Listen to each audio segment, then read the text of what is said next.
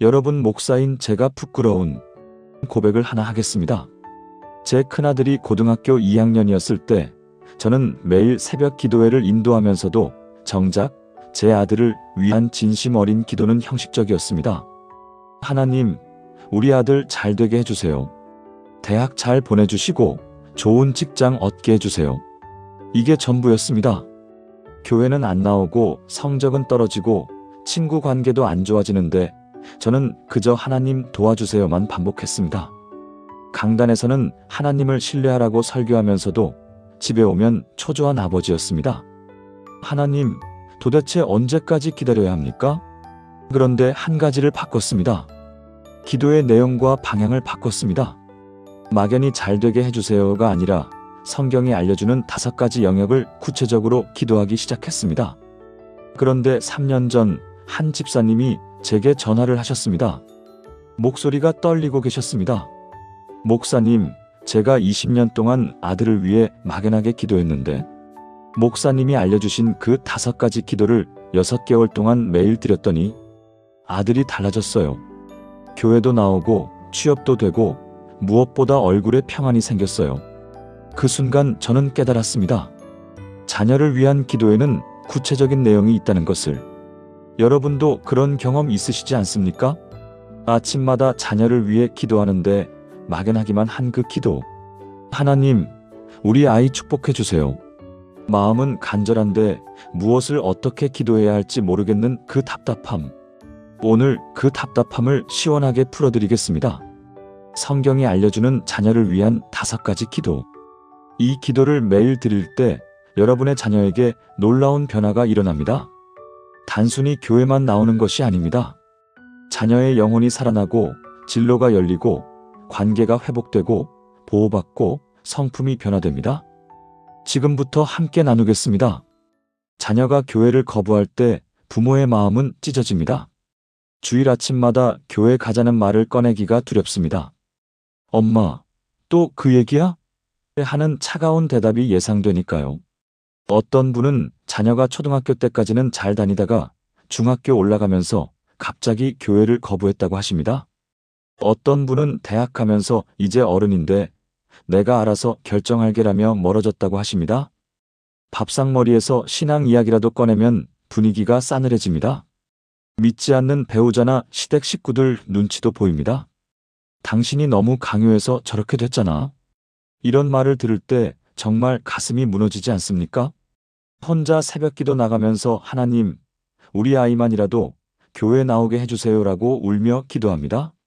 하나님께서는 이런 부모의 마음을 아십니다. 그리고 놀라운 약속을 주셨습니다. 사도행전 16장 31절입니다.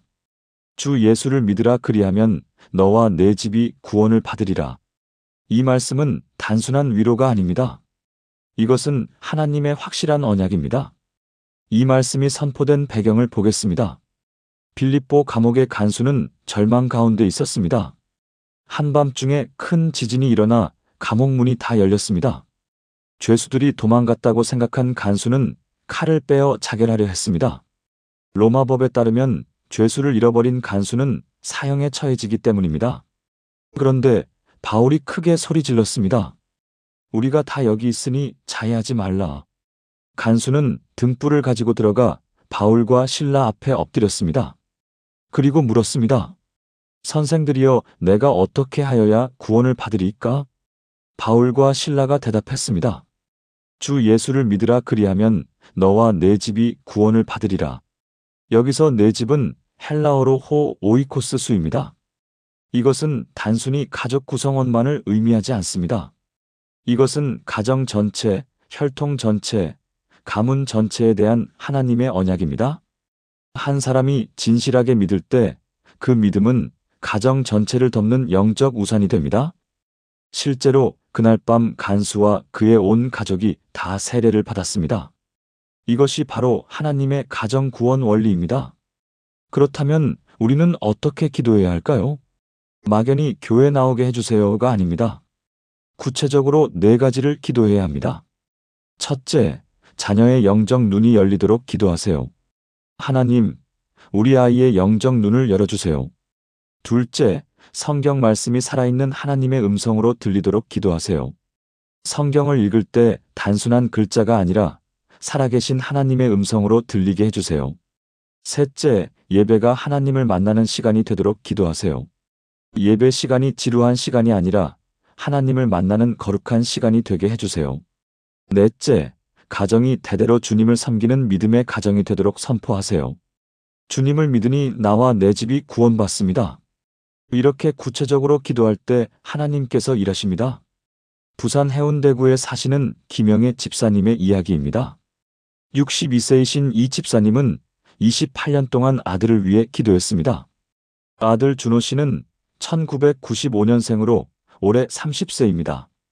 준호 씨는 초등학교 6학년 때부터 교회를 거부했습니다. 엄마, 나 교회 안 갈래? 친구들이 놀린다고. 김 집사님은 억지로라도 데려가려고 했습니다. 하지만 준호 씨는 더 완강하게 거부했습니다. 중학교, 고등학교를 거치며 김 집사님의 마음은 무너져갔습니다. 대학을 가고 직장을 얻고 결혼을 해도 교회는 절대 가지 않았습니다. 결혼식도 호텔 예식장에서 했습니다. 김 집사님은 매일 새벽 5시에 일어나 기도했습니다.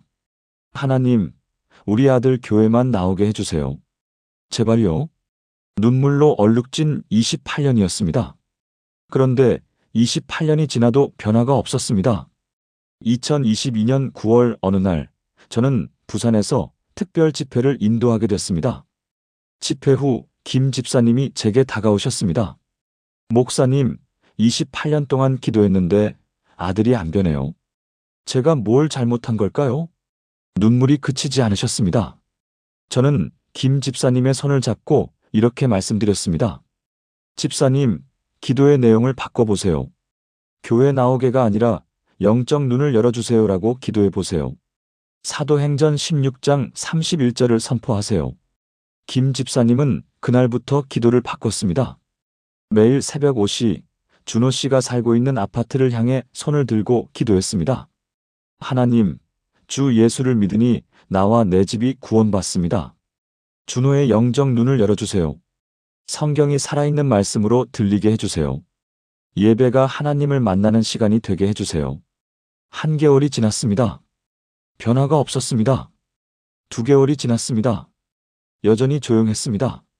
그런데 3개월째 되던 어느 주일 아침이었습니다. 2022년 12월 18일 주일 아침 9시, 준호 씨가 갑자기 전화를 했습니다. 엄마, 오늘 교회 가봐도 돼? 김 집사님은 귀를 의심했습니다. 뭐라고? 나 오늘 교회 가보고 싶어. 김 집사님은 놀라서 아무 말도 못했습니다. 눈물만 흘렀습니다. 준호 씨는 그날부터 매주 교회에 나왔습니다. 처음에는 뒤에 조용히 앉아 있었습니다. 그런데 한 달이 지나자 준호 씨가 찬양을 따라 불렀습니다. 2달이 지나자 성경을 가져왔습니다. 3달이 지나자 소그룹 모임에 참여했습니다. 6개월 후인 2023년 6월, 준호 씨는 직장 동료들에게 복음을 전하기 시작했습니다. 나 요즘 교회 다니는데 정말 좋아. 1년 후, 준호 씨는 청년부 리더로 섬기게 됐습니다. 지금은 매주 5명의 청년들을 양육하고 있습니다. 준호 씨가 고백했습니다. 엄마가 28년 동안 기도했는데 제가 들은 건 교회 가라는 강요뿐이었어요. 그런데 3개월 전부터 갑자기 마음이 달라졌어요. 교회에 가보고 싶다는 생각이 든 거예요. 이게 기도 응답이었다는 걸 나중에 알았어요. 김 집사님이 제게 전화하셨습니다. 2023년 3월이었습니다. 목사님, 28년 동안 막연하게 교회 나오게라고 기도했는데 영적 눈을 열어주세요라고 구체적으로 기도하니 3개월 만에 응답이 왔어요. 지금도 믿기지 않아요. 김 집사님의 음성에는 기쁨이 넘쳤습니다. 사랑하는 여러분, 지금 저와 함께 이렇게 기도해 보시겠습니까?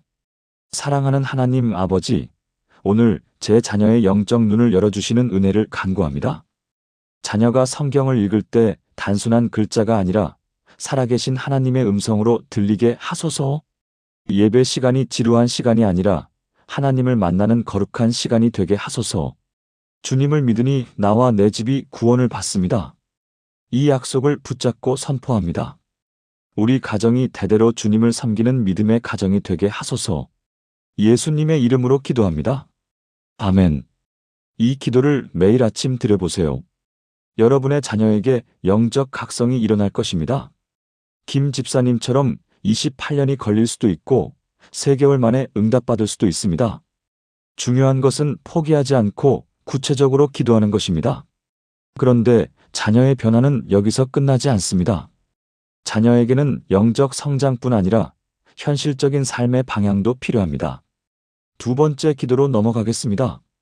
자녀가 대학을 졸업하고도 취업이 안 될 때 그 마음이 얼마나 답답하십니까? 이력서를 100장 넣어도 면접 한 번 못 보는 자녀를 보면 가슴이 무너집니다. 엄마, 나는 뭘 해야 할지 모르겠어. 자녀가 이렇게 말할 때 부모의 마음은 산산조각이 납니다. 옆집 아이는 대기업에 취업했다는데 우리 아이만 계속 떨어집니다. 어떤 분은 자녀가 2년째 취업 준비를 하는데 1차 서류에서 계속 떨어진다고 하십니다. 어떤 분은 자녀가 대학은 좋은 데 나왔는데 뭘 하고 싶은지 모르겠다며 방황한다고 하십니다. 밤새 이력서를 고치는 자녀를 보면 눈물이 납니다. 친구들은 다 취업했는데 혼자 남겨진 것 같다며 우울해하는 자녀를 보면 대신 아파하고 싶습니다. 하나님, 우리 아이 좋은데 취업시켜주세요. 이렇게 기도하지만 막연하기만 합니다. 하나님께서는 우리 자녀의 미래를 이미 준비하고 계십니다. 예레미야 29장 11절입니다. 여호와의 말씀이니라 너희를 향한 나의 생각을 내가 아나니 평안이요 재앙이 아니니라 너희에게 미래와 희망을 주는 것이니라. 이 말씀은 바벨론의 포로로 끌려간 이스라엘 백성에게 주신 약속입니다. 기원전 597년 바벨론의 느부갓네살 왕이 예루살렘을 공격했습니다. 수많은 사람들이 포로로 끌려갔습니다. 그들은 모든 것을 잃었습니다. 나라도 성전도 집도 직업도 가족도 모두 빼앗겼습니다. 낯선 땅 바벨론에서 그들은 절망했습니다. 하나님께서 우리를 버리셨구나. 이제 우리에게 미래가 없구나. 그런데 하나님께서 예레미야 선지자를 통해 편지를 보내셨습니다. 그 편지에 이렇게 쓰여 있었습니다. 내가 너희를 위한 계획을 가지고 있다. 그것은 재앙이 아니라 평안이다. 너희에게 미래와 희망을 주겠다. 여기서 미래는 히브리어로 아하리트입니다. 이것은 단순히 시간적 미래가 아니라 궁극적 목적지, 최종 결말을 의미합니다. 하나님께서는 우리 자녀의 인생에 명확한 목적지를 정해 놓으셨습니다. 그리고 그 목적지로 인도하실 계획을 가지고 계십니다. 또한 희망은 히브리어로 티크바입니다. 이것은 기대, 확신, 소망을 의미합니다. 하나님의 계획은 막연한 것이 아니라 확실한 것입니다. 바벨론 포로들은 70년 후 예루살렘으로 돌아왔습니다. 하나님의 약속이 정확히 이루어졌습니다. 우리가 해야 할 일은 하나님께서 우리 자녀에게 주신 소명을 발견하도록 기도하는 것입니다. 구체적으로 4가지를 기도하세요. 첫째, 자녀에게 주신 소명이 무엇인지 보여달라고 기도하세요.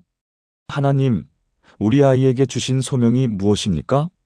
둘째, 어떤 일을 통해 하나님께 영광을 돌리고 사람들을 섬길지 보여달라고 기도하세요.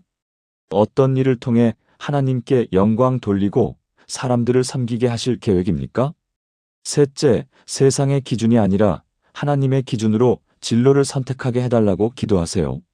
세상이 말하는 좋은 직장이 아니라 하나님께서 예비하신 그 자리로 인도하소서. 넷째, 그 길을 가는 동안 하나님께서 문을 열어주시고 길을 예비해 주실 것을 선포하세요. 주님께서 예비하신 그 자리로 인도하시고 그곳에서 열매 맺게 하소서. 서울 강남구에 사시는 박정수 권사님의 이야기입니다.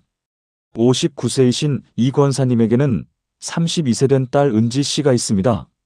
은지 씨는 1993년생으로 연세대학교 경영학과를 졸업했습니다. 스펙도 훌륭했습니다. 토익 950점, 토스 레벨 7 자격증도 여러 개 땄습니다. 그런데 2년 동안 취업이 안 됐습니다.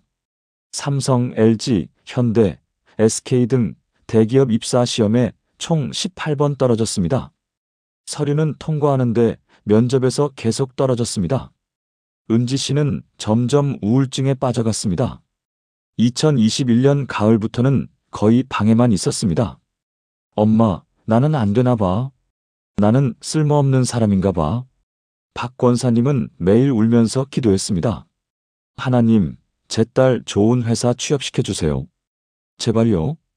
친구들은 다 대기업에 들어갔는데 은지 씨만 계속 떨어졌습니다. 박 권사님은 자책했습니다. 내가 기도를 잘못한 건가? 내가 헌금을 적게 한 건가? 그런데 2년이 지나도 변화가 없었습니다. 2023년 1월, 저는 박 권사님 교회에서 신년 부흥회를 인도하게 됐습니다. 부흥회 마지막 날, 박 권사님이 상담을 요청하셨습니다. 목사님, 제 딸이 2년째 취업이 안 돼요. 제가 뭘 잘못한 걸까요?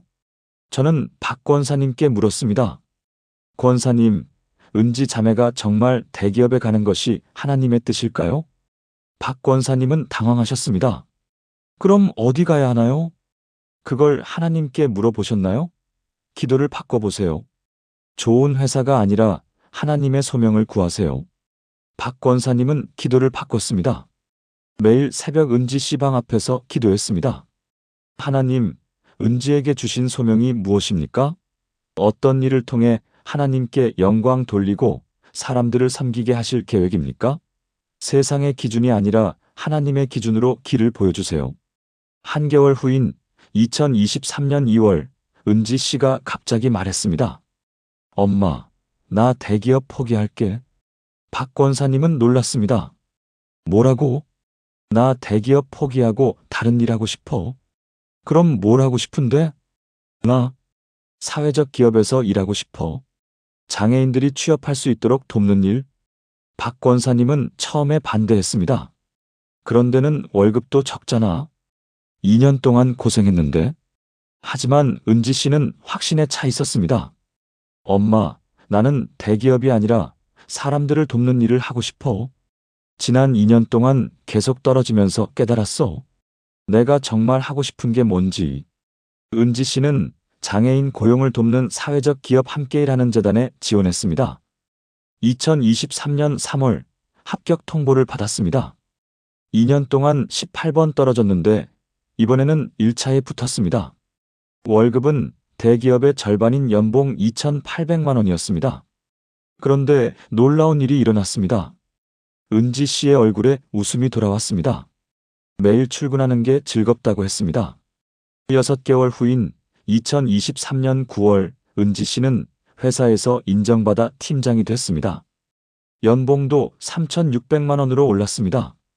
1년 후인 2024년 3월 은지 씨는 그 분야 전문가로 성장했습니다. 여러 기관에서 강연 요청이 들어왔습니다. 고용노동부에서 자문위원 제안도 받았습니다. 2024년 9월 은지 씨의 연봉은 5천만 원이 됐습니다. 대기업 초봉보다 높았습니다. 무엇보다 은지 씨는 이렇게 말합니다. 엄마, 나는 지금 내가 해야 할 일을 하고 있어. 매일 출근하는 게 즐거워. 장애인 분들이 취업하면 나도 같이 기뻐. 이게 내 소명인 것 같아. 박 권사님이 제게 전화하셨습니다. 2024년 10월이었습니다. 목사님, 제가 2년 동안 좋은 회사만 구했는데 하나님의 소명을 구하니 1년 만에 완전히 달라졌어요. 제가 원하던 곳이 아니었는데 하나님께서 준비하신 곳이 훨씬 좋았어요. 박 권사님의 음성에는 감사가 넘쳤습니다. 사랑하는 여러분, 지금 저와 함께 이렇게 기도해 보시겠습니까? 전능하신 하나님 아버지, 제 자녀를 향한 주님의 계획이 있음을 믿습니다. 그것은 재앙이 아니라 평안이요, 절망이 아니라 희망입니다. 자녀에게 주신 소명을 발견하게 하소서. 어떤 일을 통해 하나님께 영광 돌리고 사람들을 섬길지 보여주소서. 세상의 기준이 아니라 하나님의 기준으로 진로를 선택하게 하소서. 주님께서 예비하신 그 자리로 인도하시고 그곳에서 열매 맺게 하소서. 주님의 계획을 신뢰합니다. 예수님의 이름으로 기도합니다. 아멘. 이 기도를 매일 드릴 때 여러분의 자녀에게 하나님의 소명이 명확해질 것입니다. 박 권사님처럼 2년 동안 막연하게 기도하다가 1년 만에 응답받을 수 있습니다. 중요한 것은 세상의 기준이 아니라 하나님의 기준으로 구하는 것입니다. 그런데 자녀에게는 또 하나 중요한 영역이 있습니다. 아무리 영적으로 성장하고 좋은 직장을 얻어도 관계가 무너지면 인생이 무너집니다. 세 번째 기도로 넘어가겠습니다. 자녀가 친구 관계로 힘들어할 때 부모의 마음은 어떻습니까? 엄마, 오늘 애들이 나를 따돌렸어. 이 말을 들을 때 가슴이 무너지지 않습니까? 학교에서, 직장에서, 동아리에서 관계가 꼬이는 자녀를 보면 가슴이 찢어집니다. 어떤 분은 자녀가 중학교 때 왕따를 당해서 1년 동안 학교를 못 갔다고 하십니다. 어떤 분은 자녀가 직장에서 상사와의 갈등으로 우울증에 걸렸다고 하십니다. 특히 이성 관계로 상처받은 자녀를 볼 때는 더욱 그렇습니다. 엄마, 헤어졌어. 3년 사귀었는데. 눈물 흘리는 자녀 앞에서 부모는 무력합니다. 괜찮아질 거야 라는 말밖에 할 수 없습니다. 친구에게 배신당하고 선후배 관계에서 어려움을 겪고 직장 동료와 갈등하는 자녀를 보면 대신 아파하고 싶습니다. 하나님, 우리 아이 좋은 친구 만나게 해주세요. 이렇게 기도하지만 막막합니다. 하나님께서는 우리 자녀의 관계를 회복시키고 지혜를 주십니다. 잠언 3장 5절에서 6절입니다. 너는 마음을 다하여 여호와를 신뢰하고 내 명철을 의지하지 말라. 너는 범사에 그를 인정하라 그리하면 내 길을 지도하시리라. 이 말씀은 솔로몬이 젊은이들에게 준 인생의 핵심 원리입니다. 솔로몬은 이스라엘 역사상 가장 지혜로운 왕이었습니다. 하나님께서 솔로몬에게 무엇을 원하느냐고 물으셨을 때 솔로몬은 지혜를 구했습니다. 선악을 분별하여 주의 백성을 재판할 수 있는 지혜를 주소서. 하나님께서 기뻐하시며 지혜를 주셨습니다. 솔로몬은 그 지혜로 나라를 다스렸습니다. 그런데 그 지혜의 근원은 무엇이었을까요? 바로 하나님을 신뢰하는 것이었습니다. 여기서 신뢰하고는 히브리어로 바타흐입니다. 이것은 단순한 믿음이 아니라 온전히 의지하다, 몸을 던지다, 완전히 맡기다를 의미합니다. 마치 어린아이가 아버지 품에 뛰어드는 것처럼 완전히 의지하는 것입니다. 또한 내 명철을 의지하지 말라는 말씀도 중요합니다. 명철은 히브리어로 비나인데 이것은 인간의 이해력, 자기 판단을 의미합니다. 솔로몬은 말합니다. 자기 판단을 내세우지 말고 하나님께 온전히 의지하라. 그러면 하나님께서 내 길을 지도하신다. 여기서 지도하시리라는 히브리어로 야샤르입니다. 이것은 곧게 하다, 평탄하게 하다, 바르게 하다를 의미합니다. 꼬인 관계를 풀어주시고 험한 관계를 평탄하게 만들어주시고 잘못된 관계를 바르게 만들어주신다는 약속입니다. 우리가 해야 할 일은 자녀가 관계에서 하나님의 지혜를 구하도록 기도하는 것입니다. 구체적으로 4가지를 기도하세요. 첫째, 자녀에게 관계의 지혜를 달라고 기도하세요. 하나님, 우리 아이에게 관계의 지혜를 주세요. 둘째, 누구를 친구로 삼아야 할지, 어떻게 대해야 할지, 언제 거리를 두어야 할지 분별력을 달라고 기도하세요. 좋은 친구와 나쁜 친구를 분별하는 지혜를 주소서. 셋째, 과거의 관계 상처를 치유해달라고 기도하세요. 과거에 받은 배신의 상처, 거절의 상처, 따돌림의 상처를 치유해 주소서.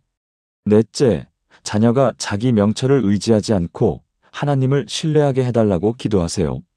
자기 판단이 아니라 하나님의 인도하심을 따르게 하소서. 대전 유성구에 사시는 이미경 집사님의 이야기입니다. 56세이신 이 집사님에게는 25세 된 아들 준영 씨가 있습니다. 준영 씨는 2000년생으로 올해 25세입니다. 준영 씨는 대학교 4학년 때 심각한 대인 기피증에 걸렸습니다. 시작은 고등학교 2학년 때였습니다. 2017년 여름, 준영 씨는 가장 친한 친구 재민이에게 크게 배신당했습니다. 준영 씨는 재민이에게 모든 것을 털어놓았습니다. 나 사실 이가 좋아. 고백하려고. 그런데 다음 날 재민이가 먼저 그 친구에게 고백했습니다. 그리고 사귀기 시작했습니다. 준영 씨는 충격을 받았습니다. 내가 제일 믿었던 친구가. 그 이후로 준영 씨는 사람들을 믿지 못했습니다. 대학에서도 혼자 다녔습니다. 동아리 활동도 안 하고 팀 과제도 최소한만 했습니다. 점심도 항상 혼자 먹었습니다. 사람 믿으면 또 배신당해. 졸업 후 2022년 3월 준영 씨는 중소기업에 취업했습니다. 하지만 직장 동료들과 전혀 어울리지 못했습니다. 회식도 매번 거부했습니다. 저 먼저 가보겠습니다. 점심도 혼자 편의점에서 먹었습니다. 팀 프로젝트도 자기 일만 하고 다른 사람과 협력하지 않았습니다. 결국 6개월 만인 2022년 9월 준영 씨는 퇴사했습니다. 엄마, 나 사람들이랑 못 지내겠어. 그 이후로 준영 씨는 집에만 있었습니다. 이미경 집사님은 매일 울면서 기도했습니다. 하나님, 제 아들 친구 좀 사귀게 해주세요. 사람들이랑 잘 지내게 해주세요. 그런데 2년이 지나도 변화가 없었습니다. 준영 씨는 점점 더 방에만 있었습니다. 2022년 가을, 저는 대전에서 부흥회를 인도하게 됐습니다. 부흥회 셋째 날, 이미경 집사님이 상담을 요청하셨습니다. 목사님, 제 아들이 사람을 못 믿어요. 고등학교 때 친구한테 배신당한 후로. 이제 25살인데 집에만 있어요. 저는 이미경 집사님께 말씀드렸습니다. 집사님, 이것은 단순히 친구를 만나는 문제가 아닙니다. 과거의 상처를 치유하고 관계의 지혜를 구해야 합니다. 기도를 바꿔보세요. 친구 만나게가 아니라 관계의 지혜를 주세요라고 기도해 보세요. 그리고 전문 상담을 받게 하세요. 이미경 집사님은 기도를 바꿨습니다. 하나님, 준영이에게 관계의 지혜를 주세요. 과거의 상처를 치유해 주시고 사람을 다시 신뢰할 수 있는 마음을 주세요. 자기 판단이 아니라 하나님을 신뢰하게 하소서. 그리고 준영 씨에게 상담을 권했습니다. 준영아, 목사님이 좋은 상담사 소개해 주셨어. 한번 만나보지 않을래? 처음에 준영 씨는 강하게 거부했습니다. 엄마, 나는 괜찮아. 상담 같은 거 필요 없어. 하지만 이미경 집사님은 포기하지 않았습니다. 매일 기도하면서 조심스럽게 권유했습니다. 1개월이 지났습니다. 2개월이 지났습니다. 3개월째 되던 2022년 12월, 준영 씨가 마음을 열었습니다. 엄마, 상담 한 번만 받아볼게. 준영 씨는 교회 부설 기독 상담센터에서 6개월 동안 주 1회 상담을 받았습니다. 상담사는 50대 여성 목사님이었습니다. 처음 3개월은 과거의 상처를 직면하는 시간이었습니다. 준영 씨, 그때 정말 아팠겠네요. 가장 믿었던 친구가. 준영 씨는 상담 시간마다 울었습니다. 7년 동안 꽁꽁 묻어두었던 상처가 터져나왔습니다. 다음 3개월은 용서와 회복의 시간이었습니다. 준영 씨, 재민이를 용서할 수 있을까요? 용서는 그 사람을 위한 것이 아니라 준영 씨를 위한 거예요. 2023년 6월, 준영 씨는 재민이에게 문자를 보냈습니다. 재민아, 7년 전 일 용서해. 그동안 미워했는데 이제 놓아주려고. 재민이도 답장을 보냈습니다. 준영아, 미안해. 그때 내가 정말 잘못했어. 용서해줘서 고마워. 그날 밤, 준영 씨는 7년 만에 처음으로 편안하게 잠들었습니다. 2023년 7월, 준영 씨가 교회 청년부에 나오기 시작했습니다. 처음에는 뒤에 조용히 앉아 있었습니다. 아무와도 말하지 않았습니다. 그런데 한 달이 지나자 청년부 회장이 다가왔습니다. 준영이, 형, 다음 주 소그룹 모임 같이 가요. 준영 씨는 머뭇거렸습니다. 저 사람들이랑 잘 못 어울려서요. 괜찮아요. 우리 소그룹은 편해요. 3개월이 지난 2023년 10월, 준영 씨는 소그룹 모임에 참여했습니다. 6명의 청년들이 함께 성경을 읽고 나눴습니다. 처음에는 듣기만 했습니다.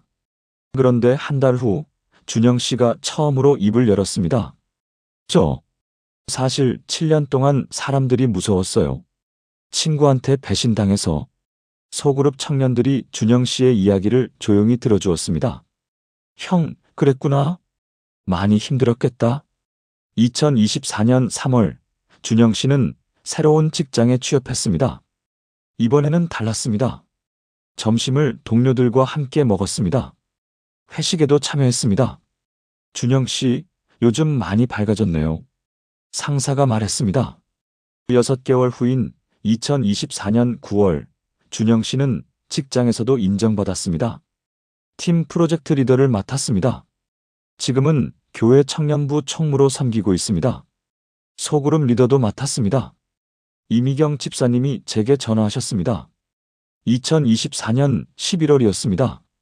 목사님, 제가 2년 동안 막연하게 친구 만나게라고 기도했는데 관계에 지혜를 주세요라고 기도하고 상담을 연결하니 1년 만에 완전히 달라졌어요. 이제 아들이 교회에서도 직장에서도 잘 지내요. 준영 씨도 고백했습니다. 엄마가 매일 기도할 때 마음이 조금씩 열리는 걸 느꼈어요. 상담을 받으면서 사람을 믿는 것과 하나님을 신뢰하는 것이 다르다는 걸 배웠어요. 이제는 사람들이 두렵지 않아요. 사랑하는 여러분, 지금 저와 함께 이렇게 기도해 보시겠습니까? 사랑의 하나님 아버지, 제 자녀의 관계를 주님의 손에 맡깁니다. 과거의 상처를 치유해 주시고 다시 사람을 신뢰할 수 있는 마음을 주소서. 누구를 친구로 삼아야 할지, 어떻게 대해야 할지, 언제 거리를 두어야 할지 분별력을 주소서. 자녀가 자기 명철을 의지하지 않고 주님을 신뢰하게 하소서. 그리하면 주님께서 자녀의 길을 지도하시고 평탄하게 하실 것을 믿습니다. 좋은 친구를 만나게 하시고 건강한 관계를 맺게 하소서. 예수님의 이름으로 기도합니다. 아멘. 이 기도를 매일 드릴 때 여러분의 자녀에게 관계의 회복과 지혜가 임할 것입니다. 이미경 집사님처럼 2년 동안 막연하게 기도하다가 1년 만에 회복될 수 있습니다. 때로는 전문적인 도움 상담도 필요합니다. 기도와 함께 실제적인 도움을 연결하는 것도 지혜입니다. 그런데 자녀를 위해 반드시 필요한 또 하나의 기도가 있습니다. 자녀의 안전과 건강입니다. 네 번째 기도로 넘어가겠습니다. 밤늦게 자녀가 귀가하지 않을 때 그 불안한 마음 아십니까? 시계를 보며 전화기를 붙잡고 있는 그 초조함. 제발 무사히 들어와라. 이 기도만 반복하지 않습니까? 어떤 분은 자녀가 대학교 2학년 때 교통사고를 당해서 3개월 동안 입원했다고 하십니다. 어떤 분은 자녀가 군대에서 훈련 중 다쳐서 수술받았다고 하십니다. 자녀가 아프다고 할 때, 사고 소식을 들을 때, 위험한 상황에 처했을 때 부모의 심장은 멈춥니다. 코로나 시대를 지나면서 우리는 자녀의 건강이 얼마나 소중한지 뼈저리게 느꼈습니다. 또한 영적 공격도 무시할 수 없습니다. 우울증, 중독, 자해, 심지어 자살 충동까지. 이것들은 단순한 심리 문제가 아니라 영적 전쟁입니다. 하나님, 우리 아이 지켜주세요. 이렇게 기도하지만 구체적으로 무엇을 구해야 할지 막막합니다. 하나님께서는 우리 자녀를 위한 놀라운 보호 약속을 주셨습니다. 시편 91편 11절에서 12절입니다. 그가 너를 위하여 그의 천사들을 명령하사 내 모든 길에서 너를 지키게 하심이라. 그들이 그들의 손으로 너를 붙들어 내 발이 돌에 부딪히지 아니하게 하리로다. 이 시편은 이스라엘 백성이 광야를 지날 때 불렀던 노래입니다. 출애굽한 이스라엘 백성은 40년 동안 광야를 지나야 했습니다. 광야는 위험한 곳이었습니다. 맹수도 있고 강도도 있고 독사와 전갈도 있었습니다. 밤에는 추웠고 낮에는 더웠습니다. 물도 부족하고 음식도 부족했습니다. 언제 어떤 위험이 닥칠지 모르는 두려운 여정이었습니다. 특히 밤에는 더욱 두려웠습니다. 어두운 광야에서 아이들을 재우는 부모들은 얼마나 불안했겠습니까? 우리 아이들 무사히 아침을 맞을 수 있을까? 그런데 하나님께서는 이렇게 약속하셨습니다. 내가 천사들을 명령해서 너희를 지킬 것이다. 여기서 명령하사는 히브리어로 차와입니다. 이것은 왕이 군대에게 내리는 절대적 명령을 의미합니다. 하나님께서 천사들에게 명령하셨습니다. 너희는 내 자녀들을 지켜라. 그것이 너희의 임무다. 절대 실패하지 말라. 그리고 내 모든 길에 서라고 하셨습니다. 히브리어로 베콜데라케카인데 이것은 너의 모든 길에서, 너의 모든 여정에서를 의미합니다. 집에서도 학교에서도 직장에서도 길에서도, 밤에도, 낮에도, 보이는 위험에서도, 보이지 않는 위험에서도, 모든 순간, 모든 장소에서 천사들이 지킵니다. 또한 그들의 손으로 너를 붙들어라는 표현도 아름답습니다. 마치 부모가 아기를 안전하게 안고 가듯이 천사들이 우리 자녀를 손으로 붙들고 지킨다는 것입니다. 우리가 해야 할 일은 이 약속을 붙잡고 선포하는 것입니다. 구체적으로 4가지를 기도하세요. 첫째, 자녀를 위해 천사들을 명령해달라고 기도하세요. 하나님, 우리 아이를 위해 천사들을 명령해 주세요. 둘째, 자녀의 모든 길에서 지켜달라고 구체적으로 기도하세요. 집에서, 학교에서, 직장에서, 길에서, 밤에도 낮에도 지켜주세요. 셋째, 육체적 위험뿐 아니라 영적 공격에서도 보호해달라고 기도하세요. 사고, 질병, 재난에서 지켜주시고 우울의 영, 중독의 영, 죽음의 영을 물리쳐 주소서. 넷째, 시편 91편 전체를 선포하며 기도하세요. 주님께서 자녀의 출입을 지금부터 영원까지 지켜주실 것을 선포합니다. 광주 광산구에 사시는 최순자 권사님의 이야기입니다. 65세이신 이 권사님에게는 35세 된 아들 민수 씨가 있습니다. 민수 씨는 1990년생으로 올해 35세입니다. 민수 씨는 2020년 1월부터 심각한 우울증과 공황장애로 고통받았습니다. 시작은 2019년 12월이었습니다. 민수 씨는 IT 기업에서 일했습니다. 프로젝트 마감을 앞두고 3개월 동안 거의 밤을 샜습니다. 하루 4시간도 못 자고 일했습니다. 주말도 없었습니다. 그러다가 2019년 12월 23일 밤 사무실에서 갑자기 쓰러졌습니다. 병원에 실려갔습니다. 과로였습니다. 일주일 입원 후 퇴원했지만 그때부터 증상이 시작됐습니다. 밤에 잠을 못 잤습니다. 악몽을 매일 꿨습니다. 낮에는 무기력했습니다. 아무것도 하기 싫었습니다. 2020년 3월 민수 씨는 회사를 퇴사했습니다. 엄마, 나 더 이상 못하겠어. 그 후 3년 동안 집에만 있었습니다. 방에서 나오지 않았습니다. 밥도 잘 안 먹었습니다. 엄마, 나는 살아있는 게 의미가 없어. 2021년 여름 민수 씨는 자해를 시작했습니다. 팔에 칼로 그었습니다. 최 권사님이 발견했을 때 심장이 멎을 것 같았습니다. 민수야, 왜 이러는 거야? 민수 씨는 울면서 말했습니다. 엄마, 나 죽고 싶어. 최 권사님은 매일 울면서 기도했습니다. 하나님, 제 아들 좀 살려주세요. 제발요. 정신과 치료를 받았지만 나아지지 않았습니다. 약을 먹어도 효과가 없었습니다. 3년이 지나도 상태는 똑같았습니다. 2023년 7월, 저는 광주에서 부흥회를 인도하게 됐습니다. 부흥회 둘째 날 밤, 최 권사님이 상담을 요청하셨습니다. 손수건으로 눈물을 닦으며 말씀하셨습니다. 목사님, 제 아들이 3년째 우울증으로 고생해요. 자해도 하고, 죽고 싶다는 말을 자주 해요. 제가 어떻게 해야 할까요? 저는 최 권사님께 말씀드렸습니다. 권사님, 이것은 단순한 심리 문제가 아니라 영적 전쟁입니다. 정신과 치료와 함께 영적 전쟁 기도를 하셔야 합니다. 시편 91편으로 선포 기도를 해보세요. 최 권사님은 그날부터 매일 시편 91편으로 기도했습니다. 매일 새벽 5시 민수 씨 방 앞에서 무릎 꿇고 기도했습니다. 하나님, 민수를 위하여 천사들을 명령해 주세요.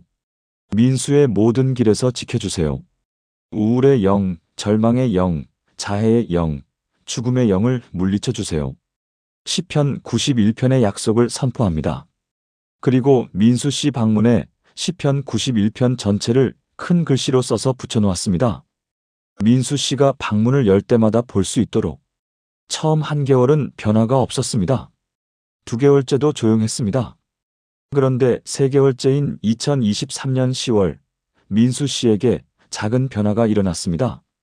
어느 날 저녁, 민수 씨가 방에서 나왔습니다. 엄마, 나 산책 좀 다녀올게. 5년 만에 처음으로 스스로 밖에 나갔습니다. 최 권사님은 놀라서 아무 말도 못했습니다. 눈물만 흘렀습니다.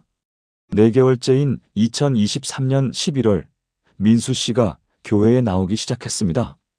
엄마, 오늘 교회 같이 가도 돼? 최 권사님은 믿을 수 없었습니다. 민수 씨는 2020년부터 교회를 안 나왔었습니다. 5개월째인 2023년 12월, 민수 씨는 정신과 치료와 함께 교회 기독 상담을 받기 시작했습니다. 주 1회 목사님과 상담했습니다.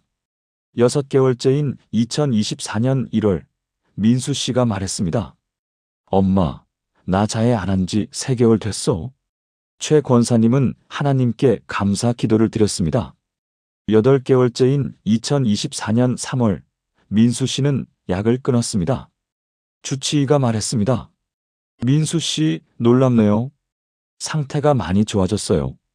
10개월째인 2024년 5월, 민수 씨는 교회 찬양팀에 들어갔습니다. 원래 기타를 잘 쳤었습니다. 12개월째인 2024년 7월, 민수 씨는 프리랜서로 일을 시작했습니다. 집에서 할 수 있는 IT 프로젝트를 받아서 했습니다.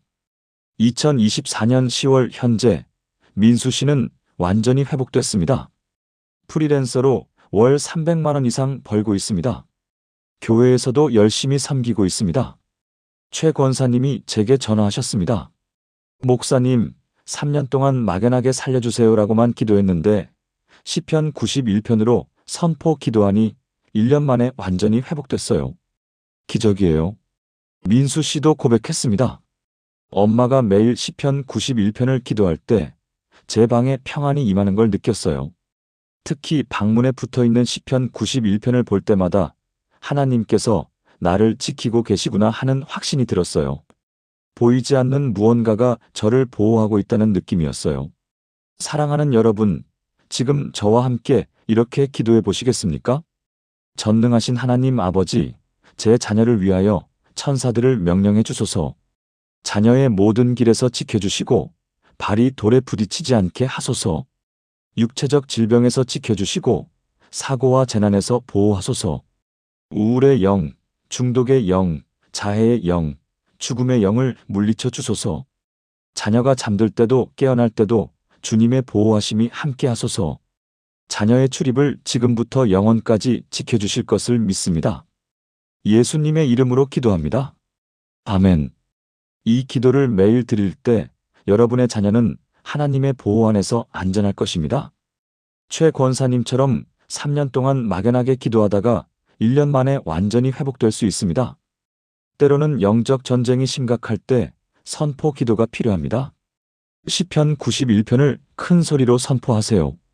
그런데 마지막으로 가장 중요한 기도가 남았습니다. 자녀의 외적 상황이 다 좋아져도 내면의 성품이 바르지 않으면 인생이 무너집니다. 5번째 기도로 넘어가겠습니다. 자녀의 성적, 취업, 건강도 중요하지만 가장 중요한 것은 무엇입니까? 바로 자녀의 성품입니다. 아무리 좋은 대학을 나와도, 좋은 직장에 다녀도, 건강해도 성품이 바르지 않으면 인생이 무너집니다. 거짓말하는 자녀, 책임을 회피하는 자녀, 게으른 자녀, 교만한 자녀를 보면 부모의 마음은 찢어집니다. 저렇게 크면 어떡하나? 이 걱정이 밤잠을 설치게 합니다. 어떤 분은 자녀가 직장에서 거짓말하다가 해고됐다고 하십니다. 어떤 분은 자녀가 책임지지 않는 태도 때문에 결혼 생활이 파탄났다고 하십니다. 성품은 하루아침에 만들어지지 않습니다. 오랜 시간 하나님의 은혜 가운데서 빚어지는 것입니다. 하나님, 우리 아이 성품 좀 바꿔주세요. 이렇게 기도하지만 어떻게 기도해야 할지 막막합니다. 하나님께서는 우리 자녀의 성품을 빚으시는 분이십니다. 갈라디아서 5장 22절에서 23절입니다. 오직 성령의 열매는 사랑과 희락과 화평과 오래 참음과 자비와 양선과 충성과 온유와 절제니 이 같은 것을 금지할 법이 없느니라. 이것은 사도 바울이 갈라디아 교회에 보낸 편지의 핵심입니다. 갈라디아 교회는 터키 지역에 있던 교회였습니다. 바울이 1차 전도 여행 때 세운 교회였습니다. 그런데 바울이 떠난 후 율법주의자들이 들어왔습니다. 그들은 이렇게 가르쳤습니다. 예수를 믿는 것만으로는 부족합니다. 할례를 받아야 구원받습니다. 율법을 지켜야 의롭게 됩니다. 갈라디아 교회 성도들은 혼란스러웠습니다. 그럼 우리가 예수를 믿은 게 소용없나? 바울은 이 소식을 듣고 매우 안타까워했습니다. 그래서 편지를 썼습니다. 아닙니다. 우리는 율법이 아니라 성령으로 삽니다. 그리고 성령께서 우리 안에 열매를 맺으십니다. 그 열매가 무엇입니까? 사랑, 희락, 화평, 오래 참음, 자비, 양선, 충성, 온유, 절제. 이것이 바로 그리스도인의 성품입니다. 여기서 열매는 헬라어로 카르포스입니다. 이것은 나무가 자연스럽게 맺는 결과물을 의미합니다. 억지로 만드는 것이 아니라 자연스럽게 자라나는 것입니다. 사과나무는 사과를 맺고 포도나무는 포도를 맺듯이 성령 안에 있는 사람은 성령의 열매를 맺습니다. 이것은 인간의 노력으로 만들어지지 않습니다. 성령님께서 우리 안에 심어주시고 자라게 하시는 것입니다. 또한 열매는 단수형입니다. 9가지 열매가 아니라 하나의 열매입니다. 마치 감귤처럼 9개의 쪽으로 이루어진 하나의 열매입니다. 사랑만 있고 절제가 없으면 안 됩니다. 온유만 있고 충성이 없으면 안 됩니다. 9가지가 모두 함께 자라나는 것이 성령의 열매입니다. 우리가 해야 할 일은 자녀 안에 성령의 열매가 자라나도록 기도하는 것입니다. 구체적으로 4가지를 기도하세요. 첫째, 자녀 안에 성령의 9가지 열매가 맺히도록 기도하세요. 하나님, 우리 아이 안에 사랑, 희락, 화평, 오래 참음, 자비, 양선, 충성, 온유, 절제의 열매를 맺게 해주세요. 둘째, 특별히 자녀에게 필요한 성품을 구체적으로 기도하세요. 거짓말하는 자녀라면 충성의 열매를, 게으른 자녀라면 절제의 열매를, 교만한 자녀라면 온유의 열매를. 셋째, 자녀의 성품을 하나님께서 친히 빚어달라고 기도하세요. 주님께서 친히 자녀의 성품을 빚어주소서. 인간의 방법이 아니라 성령님의 방법으로. 넷째, 자녀가 주님을 닮은 성품으로 자라나게 해달라고 기도하세요. 예수 그리스도를 닮은 성품으로 자라게 하시고 그 성품으로 세상을 섬기게 하소서. 제주시에 사시는 강은희 집사님의 이야기입니다. 58세이신 이 집사님에게는 27세 된 아들 성훈 씨가 있습니다. 성훈 씨는 1998년생으로 올해 27세입니다. 성훈 씨는 어릴 때부터 거짓말을 자주 했습니다. 초등학교 1학년 때부터 시작됐습니다. 숙제를 안 해가고 개가 먹었어요 라고 거짓말했습니다. 담임 선생님이 전화했습니다. 어머니, 성훈이가 거짓말을 자주 하네요. 중학교 때도 마찬가지였습니다. 시험을 못 봐도 90점 맞았어라고 거짓말했습니다. 성적표를 받아보면 60점이었습니다. 학교에서 문제가 생기면 항상 다른 사람 탓을 했습니다. 제가 한 게 아니라 이가 시켰어요. 고등학교 때는 더 심각해졌습니다. 학원비를 받아서 PC방에 갔습니다. 엄마, 학원 갔다 왔어?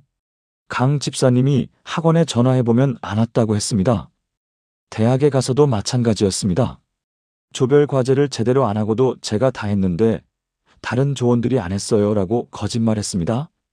취업 후 2022년 3월 성훈 씨는 제주의 한 중소기업에 입사했습니다. 하지만 직장에서도 문제가 계속됐습니다. 실수를 하고도 다른 동료 탓으로 돌렸습니다. 제가 한 게 아니라 김 대리가 잘못한 겁니다. 보고서를 잘못 작성하고도 자료를 잘못 받았습니다라고 변명했습니다. 6개월 후인 2022년 9월 상사가 성훈 씨를 불렀습니다. 성훈 씨, 솔직해지세요. 계속 이러면 신뢰를 잃습니다. 하지만 성훈 씨는 바뀌지 않았습니다. 결국 1년 후인 2023년 3월 성훈 씨는 회사에서 신뢰를 완전히 잃었습니다. 팀원들이 성훈 씨와 일하기를 꺼렸습니다. 강 집사님은 27년 동안 매일 한숨 쉬며 기도했습니다. 하나님, 제 아들 거짓말 좀 안 하게 해주세요. 제발요. 교회에서도 상담받고 책도 읽어주고 벌도 주고 보상도 줬습니다. 하지만 27년이 지나도 변하지 않았습니다. 2021년 가을, 저는 제주에서 특별 집회를 인도하게 됐습니다. 집회 마지막 날, 강 집사님이 상담을 요청하셨습니다. 목사님, 제 아들이 27년 동안 거짓말을 해요. 직장에서도 문제가 되고, 제가 뭘 잘못한 걸까요? 저는 강 집사님께 물었습니다. 집사님, 27년 동안 어떻게 기도하셨나요? 매일 거짓말 안 하게 해주세요라고 기도했어요. 그럼 기도를 바꿔보세요. 거짓말 안 하게가 아니라 성령의 열매가 맺히게 기도해 보세요. 특히 충성과 절제의 열매를 구하세요. 그리고 성훈 형제와 함께 성경을 읽으세요. 강 집사님은 기도를 바꿨습니다. 매일 새벽 성훈 씨방 앞에서 기도했습니다. 하나님, 성훈이 안에 성령의 열매를 맺게 해주세요. 특히 충성의 열매와 절제의 열매를 맺게 해주세요. 거짓이 아니라 진실을, 변명이 아니라 책임을 지는 성품으로 빚어주세요. 그리고 성훈 씨에게 제안했습니다. 성훈아, 엄마랑 매주 토요일 아침 30분만 성경 읽자. 처음에 성훈 씨는 거부했습니다. 엄마, 나 토요일엔 쉬고 싶어. 하지만 강 집사님은 포기하지 않았습니다. 매주 토요일 아침 8시마다 성훈 씨 방문을 두드렸습니다. 성훈아, 30분만. 엄마 부탁이야. 1개월이 지났습니다. 2개월이 지났습니다. 3개월째 되던 2021년 12월, 성훈 씨가 마지못해 나왔습니다. 30분만 할게요. 강 집사님과 성훈 씨는 함께 갈라디아서를 읽기 시작했습니다. 4개월째 갈라디아서 5장 22절을 읽었습니다. 오직 성령의 열매는 사랑과 희락과 화평과 오래 참음과 자비와 양선과 충성과 온유와 절제니. 성훈 씨가 물었습니다. 엄마, 충성이 뭐예요? 강 집사님이 대답했습니다.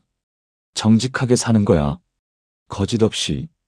그날부터 성훈 씨가 조금씩 달라지기 시작했습니다. 6개월째인 2022년 5월, 어느 토요일 아침이었습니다. 갈라디아서를 다 읽고 에베소서를 읽기 시작했습니다. 에베소서 4장 25절을 읽었습니다.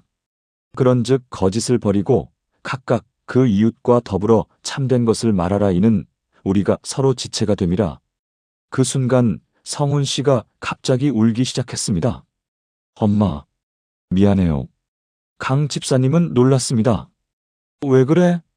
나 평생 거짓말하고 살았어요. 회사에서도 친구들한테도 엄마한테도. 미안해요. 강 집사님은 성훈 씨를 안아주었습니다. 괜찮아. 이제부터 바꾸면 돼. 그날부터 성훈 씨는 완전히 달라졌습니다. 2022년 6월 회사에서 실수를 했을 때 솔직하게 인정했습니다. 죄송합니다. 제가 잘못했습니다. 다시 하겠습니다. 상사가 놀랐습니다. 성훈 씨, 오늘 왜 이래요? 처음에는 어색했습니다. 거짓말과 변명에 익숙했던 27년이었으니까요. 그런데 한 달이 지나자 편해졌습니다. 3개월이 지나자 자연스러워졌습니다. 6개월 후인 2022년 12월, 놀라운 일이 일어났습니다. 상사가 성훈 씨를 불러서 말했습니다. 성훈 씨, 요즘 많이 달라졌어요. 정직해진 것 같아요. 솔직하고 책임감 있어요. 다음 프로젝트 리더를 맡아보지 않겠어요? 2023년 6월, 성훈 씨는 프로젝트 리더가 됐습니다. 2024년 3월, 팀장으로 승진했습니다. 무엇보다 성훈 씨의 얼굴에서 평안이 보였습니다. 엄마, 이제는 거짓말하고 싶지 않아요. 정직하게 사는 게 훨씬 편해요. 거짓말할 때는 항상 들킬까봐 불안했는데 이제는 떳떳해요. 강 집사님이 제게 전화하셨습니다. 2024년 4월이었습니다. 목사님, 제가 27년 동안 거짓말 안 하게라고 기도했는데 성령의 열매가 맺히게라고 기도하고 함께 성경 읽으니 1년 반 만에 완전히 달라졌어요. 이게 정말 성령의 능력인 것 같아요. 성훈 씨도 고백했습니다. 엄마와 함께 성경 읽으면서 하나님께서 저를 변화시키셨어요. 갈라디아서 5장 22절이 제 인생 구절이 됐어요. 이제는 충성의 열매를 맺고 싶어요. 정직하게 책임감 있게 살고 싶어요. 사랑하는 여러분, 지금 저와 함께 이렇게 기도해 보시겠습니까? 거룩하신 하나님 아버지, 제 자녀 안에 성령의 열매를 맺게 하소서. 사랑의 열매, 희락의 열매, 화평의 열매, 오래 참음의 열매, 자비의 열매, 양선의 열매, 충성의 열매, 온유의 열매, 절제의 열매를 맺게 하소서. 자녀의 성품을 주님께서 친히 빚어주소서. 거짓된 것을 미워하고 진실을 사랑하게 하소서. 게으름을 버리고 성실하게 하소서. 교만을 버리고 겸손하게 하소서. 주님을 닮은 성품으로 자라게 하시고 그 성품으로 세상을 섬기게 하소서. 성령님께서 자녀의 삶을 주관하심을 믿습니다. 예수님의 이름으로 기도합니다. 아멘. 이 기도를 매일 드릴 때 여러분의 자녀는 하나님을 닮은 성품으로 자라날 것입니다. 강 집사님처럼 27년 동안 막연하게 기도하다가 1년 반 만에 완전히 변화될 수 있습니다. 때로는 자녀와 함께 성경을 읽는 것도 필요합니다. 말씀이 자녀의 성품을 빚어갑니다. 지금까지 자녀를 위한 5가지 기도를 나눴습니다. 이제 이 모든 기도를 하나로 엮어서 드리겠습니다. 지금까지 나눈 5가지 기도를 하나의 기도로 드리겠습니다. 사랑하는 성도 여러분, 함께 기도하시겠습니까? 사랑하는 하나님 아버지, 오늘 이 시간 주신 자녀를 위한 5가지 기도의 약속들을 감사드립니다.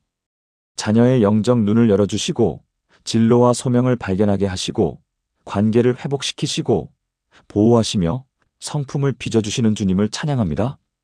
저는 고백합니다. 주님을 믿으니 나와 내 집이 구원을 받습니다. 사도행전 16장 31절의 약속을 붙잡습니다.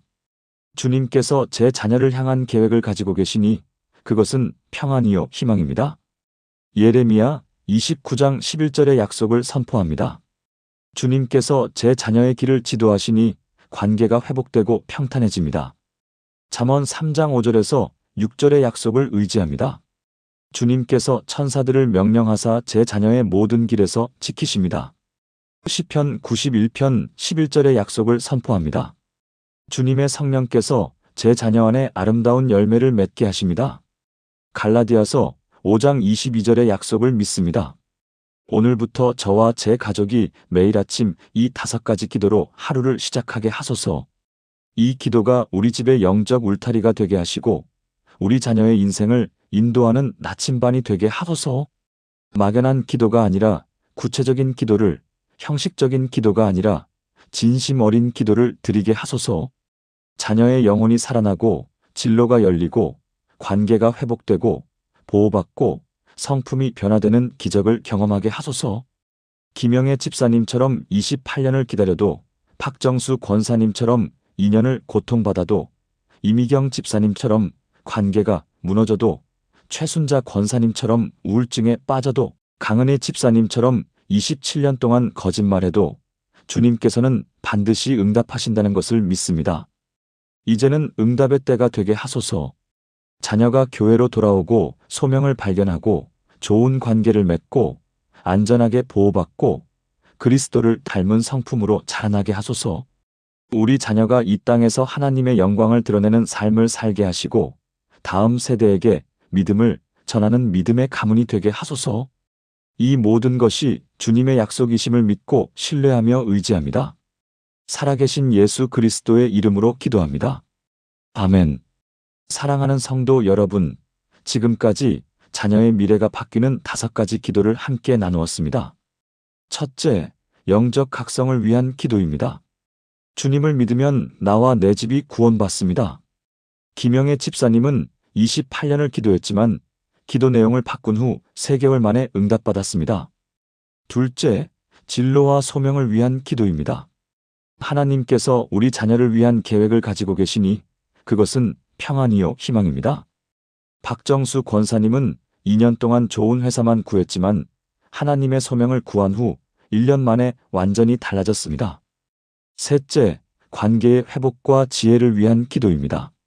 하나님을 신뢰하면 하나님께서 우리 자녀의 길을 지도하십니다. 이미경 집사님은 2년 동안 친구만 구했지만 관계의 지혜를 구하고 상담을 연결한 후 1년 만에 회복됐습니다. 넷째, 보호와 건강을 위한 기도입니다. 하나님께서 천사들을 명령하사 우리 자녀의 모든 길에서 지키십니다. 최순자 권사님은 3년 동안 막연하게 기도했지만 시편 91편으로 선포 기도한 후 1년 만에 완전히 회복됐습니다. 다섯째, 성품과 인격을 위한 기도입니다. 성령께서 우리 자녀 안에 아름다운 열매를 맺게 하십니다. 강은희 집사님은 27년 동안 거짓말 안 하게만 기도했지만 성령의 열매를 구한 후 1년 반 만에 완전히 변화됐습니다. 이 5가지 기도는 단순한 기도 제목이 아닙니다. 이것은 성경이 약속한 하나님의 언약입니다. 여러분이 이 기도를 매일 드릴 때 하나님께서 반드시 응답하십니다. 중요한 것은 포기하지 않는 것입니다. 막연한 기도가 아니라 구체적인 기도를 드리는 것입니다. 오늘부터 이 5가지 기도를 매일 아침 드려보세요. 종이에 써서 책상 앞에 붙여놓고 매일 보면서 기도하세요. 여러분의 자녀가 반드시 변화될 것입니다. 이 말씀이 여러분의 마음에 닿았다면 좋아요를 눌러주시고 댓글에 아멘이라고 남겨주세요. 더 많은 부모님들이 이 기도를 함께 드릴 수 있도록 공유도 부탁드립니다. 그리고 이 5가지 기도를 실천하시는 분은 실천합니다라고 댓글로 다짐해 주세요. 여러분의 자녀를 위한 기도가 하늘에 상달되기를 축복합니다. 하나님께서 여러분의 자녀를 영원토록 지키시고 인도하시기를 축복합니다. 여러분의 가정이 대대로 주님을 섬기는 믿음의 가문이 되기를 예수 그리스도의 이름으로 축복합니다. 아멘.